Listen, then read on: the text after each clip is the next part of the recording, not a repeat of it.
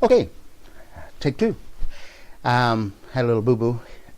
So today I want to talk about Supreme Court of Canada's decision recently to a man in New Brunswick. I'm from the province of New Brunswick. I just want to tell you what happened to him. He went into the province of Quebec. He's an Acadian guy, French guy, and he bought a fair bit of beer and some liquor, and he came across the border with it, and of course he got stopped by the police and fined and confiscate this and do that and do something else. And he referred to the Constitution of Canada, which says, Section 122 it is, from 1867, it says that there is a freedom of movement of goods, products, services, and the like between the provinces of Canada. They cannot tariff it. It can't be done. So he appealed the decision of the police. Right? He went to court, and the court, when it read Section 121 of the Constitution, the judge said, "Hey, that's right.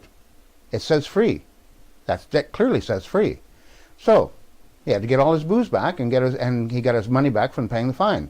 So the premier of the province decides to get on his high horse, and he appealed that decision, and the top judge in the province of New Brunswick said, "The Constitution clearly says it is free. It is very clear." So he threw it out. So the premier of the province, knowing that he's above everything and above the law, went to the Supreme Court of Canada, and the Supreme Court of Canada just heard it, just released their decision, and they said the Constitution, even though it says it's free, historically it has never been free. Well, in my opinion, it's time for the Supreme Court of Canada to make it free. Wouldn't you think it's their job as justices to correct history? I'll bet people would like to correct things that were done by, say, Napoleon Bonaparte. How about Hitler? How about Mussolini? There's lots of despots in the world who I would like to see them all corrected, but it's not going to happen, obviously. But the Supreme Court of Canada could correct this for Canadians, so that the people of New Brunswick could enjoy the same price. Like a 12-pack of cans of beer, Budweiser, is $15.99 in Quebec. It is about $28 in New Brunswick. Not quite twice as much, but almost. So you can see the incentive, right?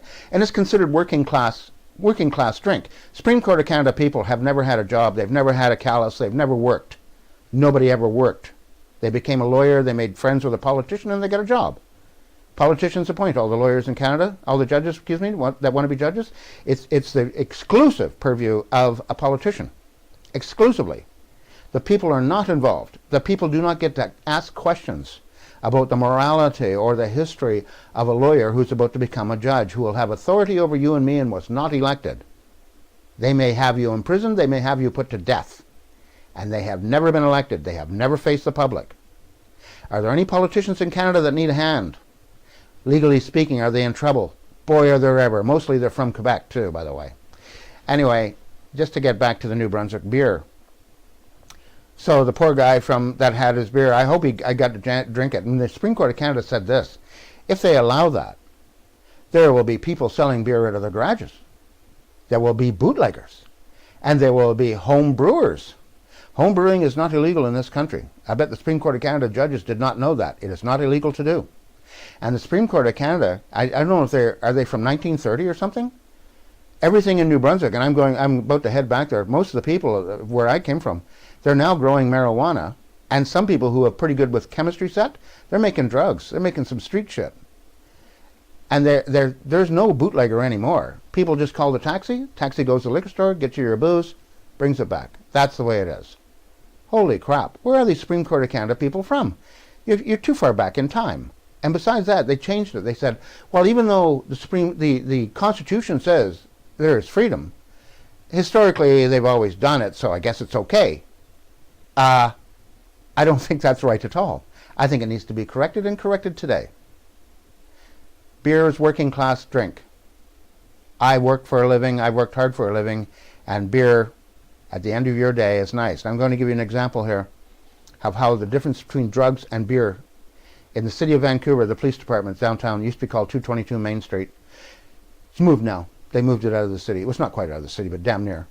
Anyway, right across the street from the police station is the most drugs in the world are sold there. In this city. Sorry, not in the world. And they have cameras on them. Nobody ever gets charged. Nobody. And when I was working, I was doing sprinkler work. My boss and I would drive by with our sprinkler van, and here's people selling, bags, and they're selling pills. They're selling whatever they can sell. Needles in their arms and all that stuff. And my boss used to say, It would be nice in the summer if there was a car parked there and the trunk lit up and there's cold cans of beer in there for $2 each. He said, but if he did that, the police would all be running. There would be SWAT team, 2 helicopters in the air, guns everywhere. And the guy selling the cans of beer would be on the street with a knee in his back, handcuffed. They'd pick him up, and then they'd beat the shit out of him. And he would be charged, he would be fined heavily, and he would go to jail. But the drug people sell every day, even to this day. No charges are ever laid.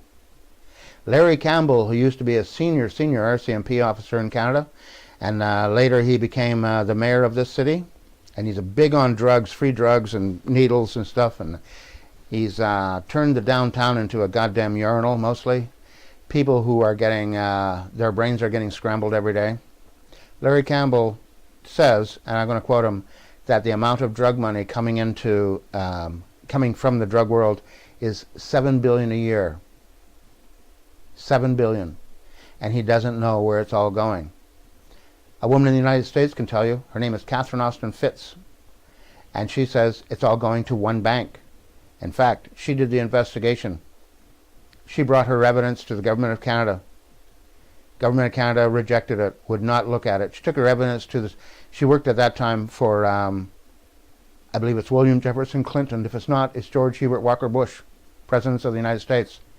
They also didn't do anything. So she went to England.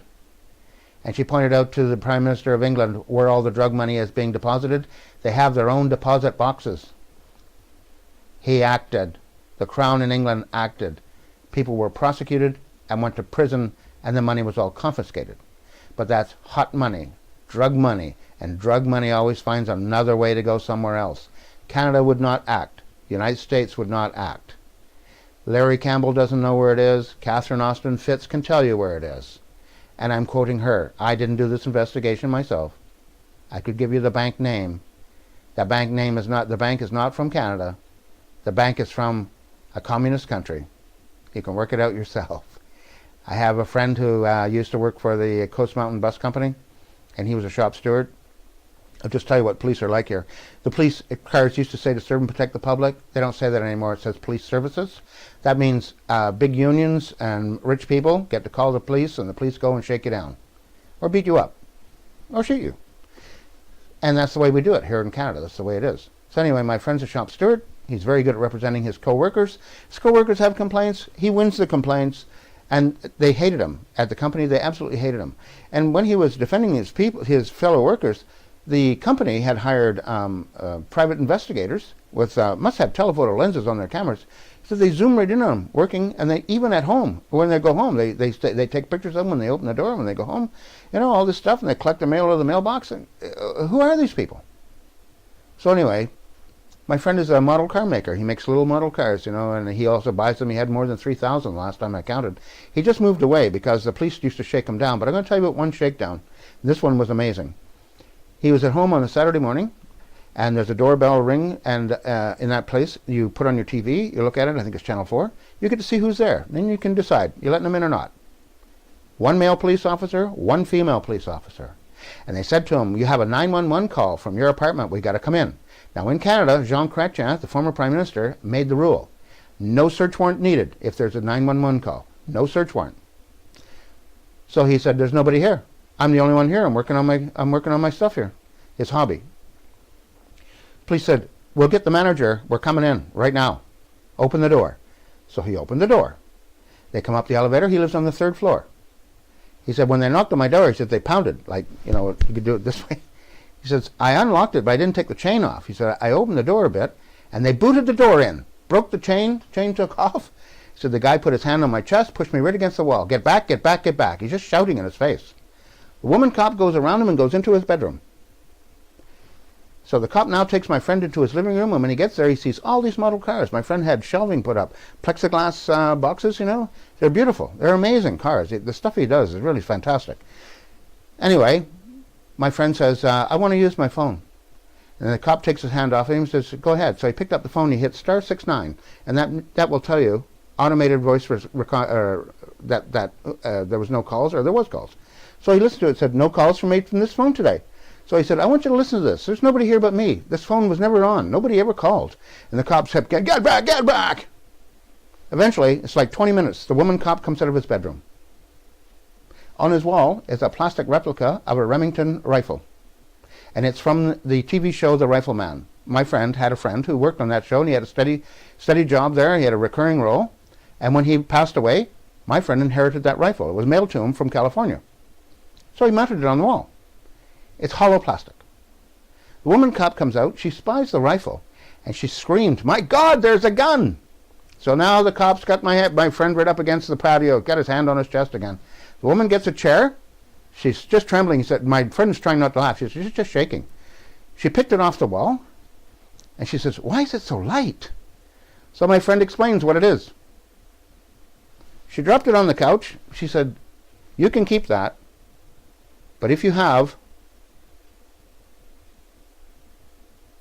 take it outside of the apartment, you will be arrested." Something's wrong with my microphone here. Shit. Anyway, they leave. He gets his door fixed. And then he had to get on sleeping pills because they shook him up so badly. All that shouting, and they lied to him about the 911 call. There was no such thing. They just made it up because it is a police service. They do not serve and protect the public. They are a police service. Here's somebody you'll never see them. They never pull over in Canada. Police cars in Canada never pull over a car with an American license plate.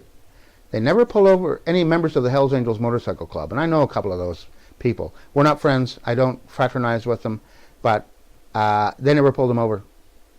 My lawyer friend and I were talking, but we were laughing about it actually. It's I'm not going to tell you what he said. But you'll notice this yourself. It's completely true. But anyway, that's how we live in Canada. We have a constitution that says we have freedom of movement of goods. We have free trade in Canada. The Supreme Court of Canada has struck out. They said they didn't actually mean that at all. They didn't mean that.